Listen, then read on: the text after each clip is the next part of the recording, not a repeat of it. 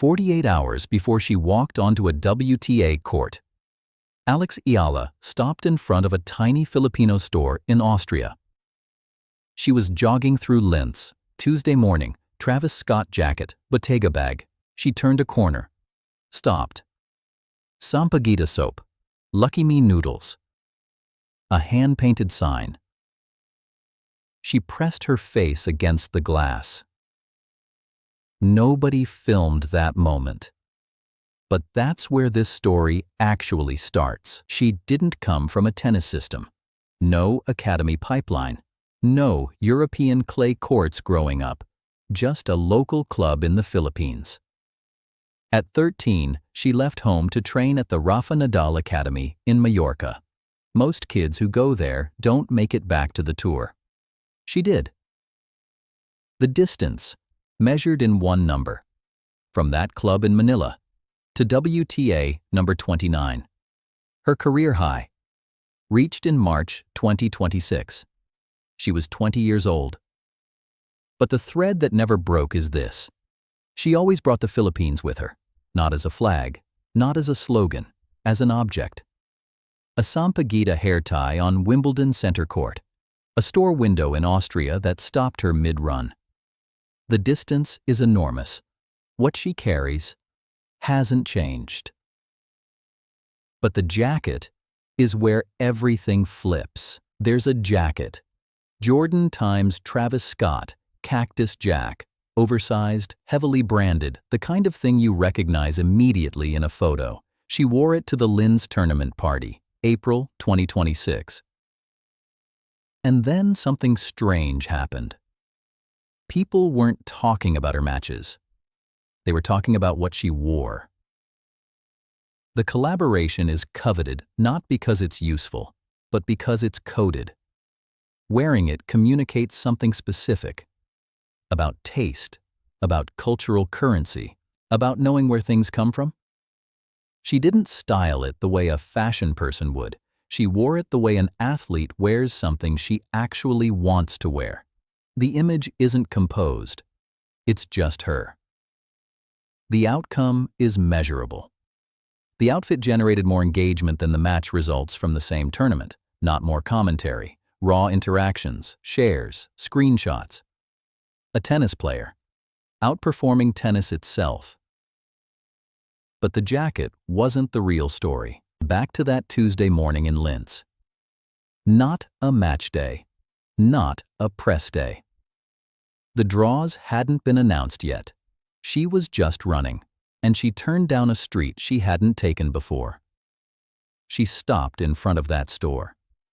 Didn't go in right away. Just stood there for a moment, reading the sign. That's the moment nobody recorded. No photo, no clip.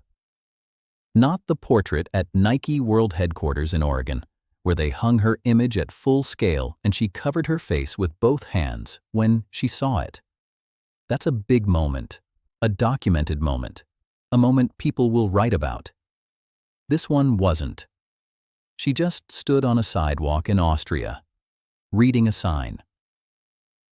There's a number that provides the wider context. 60,000 Filipinos flew to Stuttgart to watch her play. Not hundreds, not thousands. 60,000 people who booked flights, took time off, crossed the world.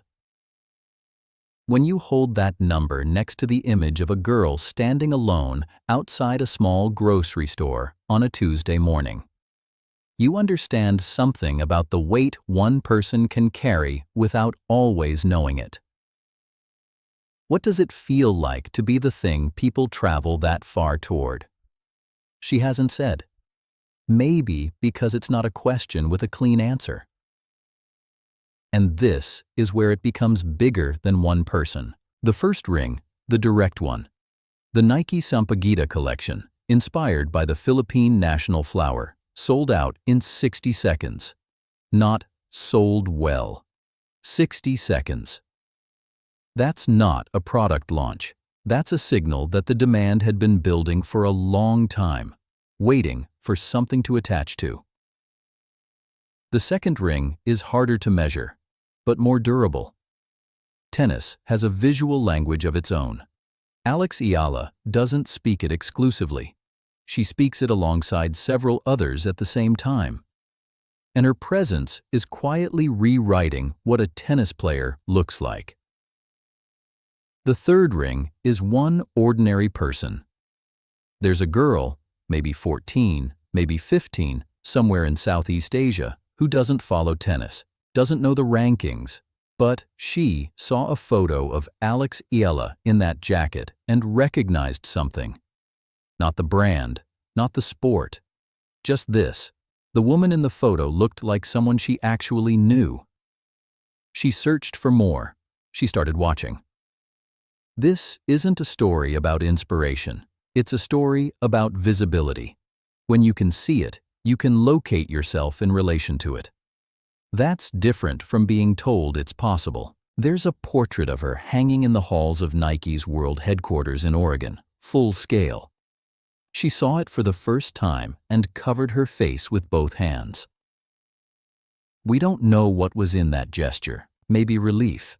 Maybe the specific disorientation of seeing yourself at a size you didn't expect. Maybe something else entirely. That doesn't have a word yet. The portrait is still there.